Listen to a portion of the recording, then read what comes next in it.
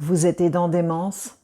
Votre risque de burn-out sévère est estimé entre 20 et 50% et ça serait non seulement un désastre pour vous, mais aussi ça voudrait dire que votre proche atteint de démence perdrait votre aide. Je sais comme ça peut être épuisant d'avoir une responsabilité pour un proche atteint de démence et dans cette vidéo, je vais vous partager 2 domaines essentiels de votre vie sur lesquels vous concentrer pour réduire justement ce risque de burn-out. Le premier domaine, c'est de prendre du temps pour vous et il y a plusieurs façons de s'y prendre bien sûr. Et ça dépend aussi si vous avez une responsabilité complète pour votre proche, si votre proche vit avec vous, ou bien si vous avez une responsabilité mais que votre proche vit ailleurs où il est pris en charge une partie du temps.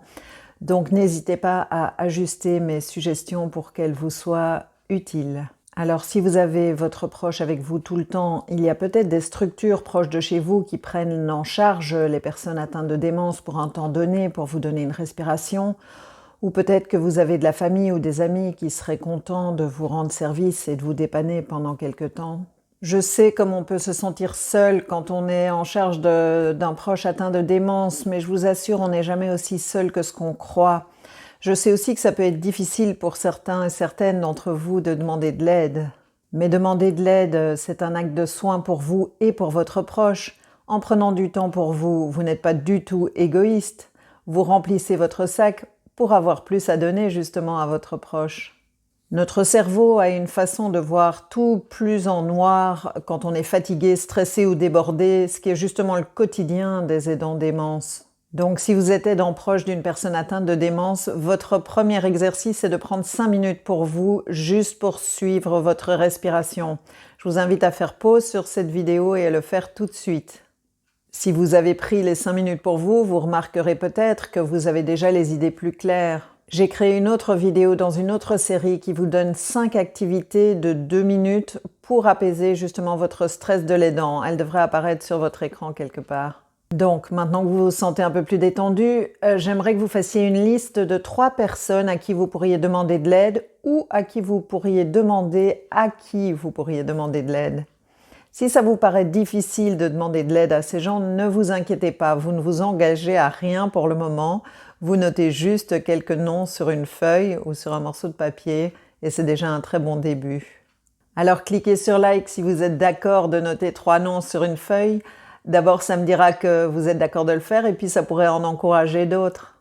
Et quand vous avez du temps pour vous, je vous encourage d'en passer au moins une partie dans un contexte qui est soutenant émotionnellement pour vous. Ça peut être un espace thérapeutique si vous en avez un, ou ça peut être un espace de soutien. Ça aide beaucoup à diminuer le stress de se sentir vue et comprise, et ça pourrait vraiment changer la vision que vous avez de votre situation. Et honnêtement, dans cette situation, il n'y a pas grand-chose d'autre qu'on a le pouvoir de changer dans l'immédiat. Si une communauté de soutien en ligne vous intéresse, j'ai créé Votre soutien à portée de main, une communauté de soutien facile d'accès pour les aidants comme vous. Si vous voulez que je vous en dise plus, mettez soutien dans les commentaires. Le second domaine sur lequel vous pouvez vous concentrer est plus psychologique. Ne partez pas, c'est important. Il se trouve que plus vous vous identifiez avec votre rôle d'aidant, plus votre risque de burn-out augmente. Ça peut paraître paradoxal, mais si vous avez l'impression qu'être aidant c'est toute votre vie, ça augmente la pression pour le faire vraiment bien et peut-être que vous vous mettez la pression pour être parfaite en tant qu'aidante ou quelque chose comme ça. Dans ce cas, vous négligez presque nécessairement vos propres besoins et ça trace le chemin direct vers le burn-out. Donc si c'est votre cas, je suis là pour vous. Alors tout d'abord, je vous rassure, c'est tout à fait normal, ça arrive à un bon nombre d'aidants. Et j'ai moi-même eu cette situation lorsque je m'occupais de mes 2 parents et que ça a pris une place prépondérante dans ma vie, donc ne vous inquiétez pas. Et je suis assez sûre que vous n'avez pas passé votre vie entière à être aidante, et donc maintenant je vais vous inviter à faire une liste des autres aspects de votre vie, de prendre quelques minutes pour ça. Si vous ne pouvez pas le faire maintenant tout de suite, prenez le temps à un moment donné, c'est important. Que vous soyez une épouse, un parent, un professionnel, que vous ayez un animal, que vous soyez membre d'une association, d'un groupe de marche, quelles que soient les autres choses qui sont dans votre vie ou qui ont été dans votre vie, ça va sur cette liste. Donc si vous avez quelques minutes maintenant, mettez pause sur la vidéo et faites-le tout de suite. Alors maintenant, prenez votre liste et soulignez ou entourez ou surlignez ce que vous voulez les choses sur cette liste qui sont actives en ce moment. Donc peut-être vous êtes aidante et vous êtes parent en même temps, épouse, peut-être que vous avez un job, donc que vous êtes professionnel. Et donc toutes les choses qui coexistent avec votre rôle d'aidant, vous les marquez d'une manière visible pour vous. Et je vous conseille de garder cette liste à portée de main pour vous rappeler que votre identité a plusieurs facettes et que vous n'êtes pas seulement aidante. Et si aujourd'hui vous n'avez rien sur votre liste, que vous avez l'impression que votre vie se limite vraiment à votre rôle d'aidant, alors il faudrait qu'on s'en parle plus en dehors de cette vidéo. Une façon de faire ça serait que vous rejoigniez la communauté Votre soutien à portée de main. Si ça vous intéresse, le lien est dans la description et vous pouvez bien sûr me contacter si vous avez la moindre question là-dessus.